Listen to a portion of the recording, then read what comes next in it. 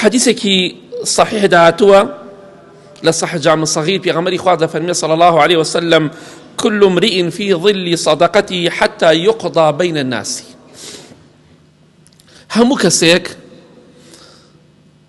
لروجي قيامته همو إيمان دارك لجير سيبري صدقكي خوي دايا،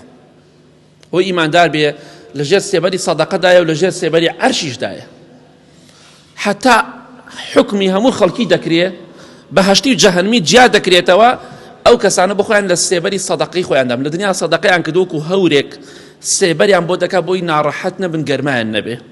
بيت خوشة سيبري كتهبي لقرمي خور وقرمي جهنم وقرمي صاحب محشر بتباريزي او سيبري خير وصدقيك لبر خاطري خوا انجام الدابي بو خوا نك بو خلقي چونك هر كسي بو خوا بجي خوا برزي دكاتوا هر کەسێکیش بۆ ئافرین و دەستخۆشی خەڵکی بژی خوای گەورە لە دنیا و لە قیامەت شەرمەزاری دەکات.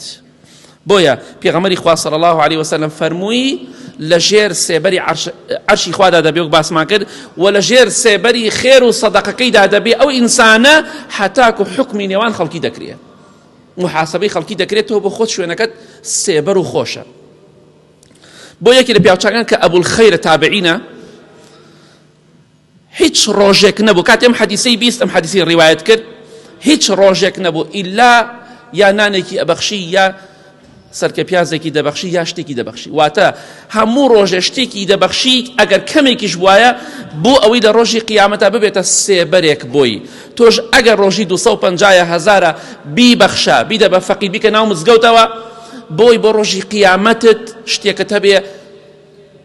فەقیرەکە حسابی مناڵێکی بۆ بکە مزگەوتەکە حسابی مناڵێکی بۆ بکە ڕۆژی ئەوە نەیدێ بە مناڵەکەت بۆ خوا بیبەخشە بۆ قیامەتت بەخوا بەیانی بووکوزاوە منەتی پێت نییە، چونکە ئێمە هەر هەمومان میرات کۆکەینەوە بۆ بووکوزاوە بۆ کچ و کوڕ کەواتە بزانە بەخوا بەتەمای بە مناڵ شتت بۆ بکارە دوای مردنت مەگەر مناڵێکی زۆر چاک بێ خۆت هەوڵ بدە بۆ خۆت،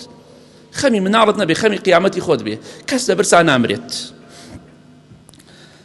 بێگومان خواهي قرد فهمي: وما أنفقتم من شيء فهو يخلفه. خواه بعدي داوة ولا حديثك بخاري مسلم دا هاتوا حديثك قدسي خواهي قرد فهمي: يا ابن آدم أنفق عليك. أم آية حديثة خواهي قرد آياتك فرمي ايوه هرچي لبيناو خواه دا ببخشن خواه بوتان پرکاتو كواتا خير وصدقا مالكيتو كم ناكا اما خواه وعدي داو بوت پرکاتو وخواهي قرد فهمي دا حديثة قدسيك أي آدمي زاد ببخشة منيش بيت أبخشم ببخشة بويا والله بيقمان بلوا خواهي قرر بيت أبخشة بوت پر أكاته وبيغمري خواه فرمي صلى الله عليه وسلم سوين دخوم سوين بقوري خواه مال بخير وصدقة كم ناكه